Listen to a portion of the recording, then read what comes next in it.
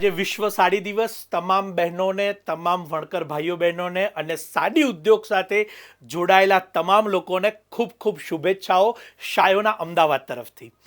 દુનિયાની અંદર આ એક જ પહેરણ એવું છે કે જેને આટલી બધી આઈડેન્ટિટી મળેલી છે, એટલે કે વિશ્વ સાડી દિવસ તરીકે જેની ઉજવણી થાય છે અને એક અલગ ઓળખાણ અને પહેચાન એને મળેલી છે. મારી સાથે ઘણા બધા દર્શકો અત્યારે જોડાઈ રહ્યા છે, તો ચોક્કસથી આપ સૌ ક્યાંથી જોડાઈ રહ્યા છો કમેન્ટ બોક્સમાં જરૂર જણાવજો. અને આજે ભારતભરની સાડી ઉદ્યોગની વિશેષતાઓ અને દરેક રાજ્યની સાડીની જે કળા છે એ હું તમને બતાવવાનો છું. એક બહુ જ ઇન્ફોર્મેટિવ વિડીયો છે, માટે છેલ્લે સુધી જોજો, જોડાયેલા રહેજો અને શેર કરવાનું ન ભૂલતા. ચેનલ સબસ્ક્રાઇબ ન કરી હોય તો પહેલાં કરી લેજો, કારણ કે અમારા તરફથી આ વખતે અને દર વખતે આવા ઇન્ફોર્મેટિવ વિડીયોઝ આપને આપવામાં આવતા હોય છે, જેથી આપને જ્યારે પણ ખરીદી કરો ત્યારે આપને સારું એક નોલેજ અને પરખ બંને હોઈ શકે.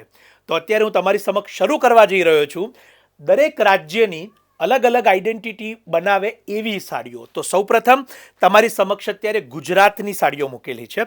આપ સૌને ખ્યાલ હશે કે બાંધણી, ગરચોળા અને આપણા પાટણના પટોળા, આ ત્રણેય આર્ટ આપણી ગુજરાતની છે.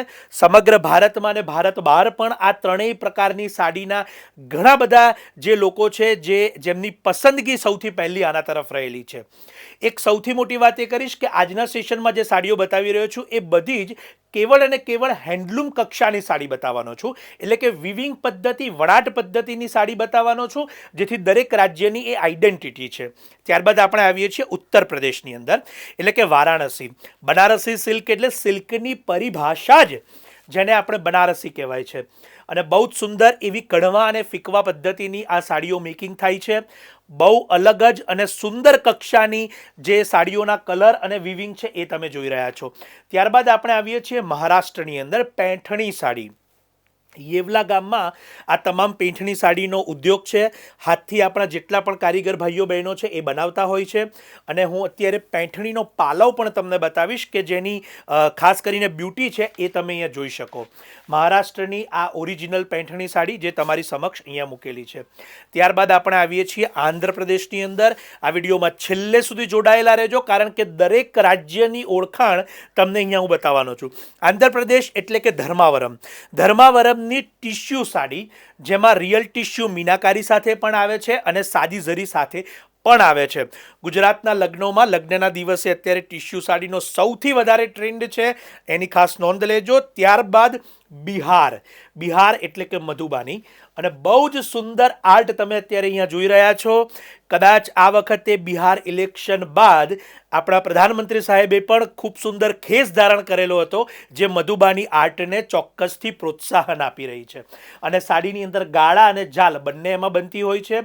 ત્યારબાદ આપણે આવીએ છીએ વેસ્ટ બેંગલ પર, એટલે કે વિષ્ણુપુરાની બાલુચરી સાડી. આ પણ એક અદ્ભુત કક્ષાની સાડી છે. અને હવે બાલુચરી સાડી બનારસી ઉદ્યોગની અંદર પણ બનતી થઈ ગઈ છે, એની ખાસ નોંધ લેજો, કારણ કે હાથથી વણાટની આ બહુ સુંદર કળા તમે અત્યારે જોઈ રહ્યા છો. રાજા મહારાજાઓની જીવનશૈલીને અત્યારે સાડીમાં જે રીતે ઝરીથી કંડારેલી છે એ તમે જોઈ રહ્યા છો. ત્યારબાદ છે કેરલાની બહુ જ સુંદર ગોલ્ડ ઝરી સાડી. કદાચ જેમને પણ જો સાડીનો શોખ હોય અને જેઓ અભિનેત્રી રેખાની સાડીઓ પસંદ કરતા હોય તો આ કેરાલાની આર્ટ આપને પણ ચોક્કસથી ગમશે. અને રિયલ ઝરીની બહુ જ બારીક નકશી તમને આ કેરાલાની આર્ટમાં જોવા મળે છે. ત્યારબાદ આપણે જોઈએ છીએ આસામની મૂંગા સાડી. બહુ જ સુંદર એવા સોફ્ટ સિલ્કની આ સાડીઓ છે, અને જેમને પણ લૂઝ લસ્ટર ગમતું હોય તો હું આસામની મૂંગા સાડી એમને સજેસ્ટ કરીશ કે આપ ચોક્કસથી આપના માટે એ સાડી લઈ શકો છો. તામિલનાડુની કાંજીવરમ અને કાંચીપુરમ. સમગ્ર ભારત અને દેશ દુનિયાની અંદર સિલ્ક સાડીની વ્યાખ્યા જ હવે કાંજીવરમ અને કાંચીપુરમ પર અટકેલી છે. તો એ કળા તમે અત્યારે જોઈ રહ્યા છો. જેમ બનારસી સાડીનું મહત્વનું છે એ જ સેમ કક્ષાનું મહત્વ કાંજીવરમ કાંચીપુરમનું છે, જે તામિલનાડુની અંદર બનતી હોય છે અને લગ્નમાં સૌથી વધારે પ્રાયોરિટી એની રહેતી હોય છે. અને એ જ આર્ટથી ઇન્સ્પાયર થયેલી કર્ણાટકાની બેંગ્લોરી ખૂબ સુંદર સિલ્ક સાડી.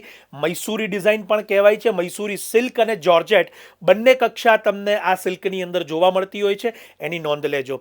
ત્યારબાદ છે તેલંગાનાની પોચમપલ્લી સાડી, જેને આપણે પટ્ટુ સાડી કહીએ છીએ, જેને આપણે હૈદરાબાદી પટોળા કહીએ છીએ. અને બહુ જ સુંદર હાથ વણાટના આ પટોળા તમે અત્યારે જોઈ રહ્યા છો. આ 5 થી 6 મિનિટના સુંદર વિડીયોની અંદર તમને સમગ્ર ભારતની બધી જ સાડીઓનું કલેક્શન અહીંયા બતાવવામાં આવી રહ્યું છે. ત્યારબાદ રાજસ્થાનની શિફોન બંધેજ સાડી. આ એવી એક આર્ટ છે, બાંધણી ગુજરાતમાં પણ બને છે, રાજસ્થાનમાં પણ બને છે, પરંતુ રાજસ્થાનની અંદર સૌથી બારીક દાણાનું મહત્ત્વ છે અને નાનામાં નાનું ઝીણું કામ શિફોન ઉપર ત્યાં બનાવવામાં આવે છે. સાથે સાથે બાંધણીમાં ગોટાપત્તીનો પણ ઉપયોગ કરવામાં આવે છે.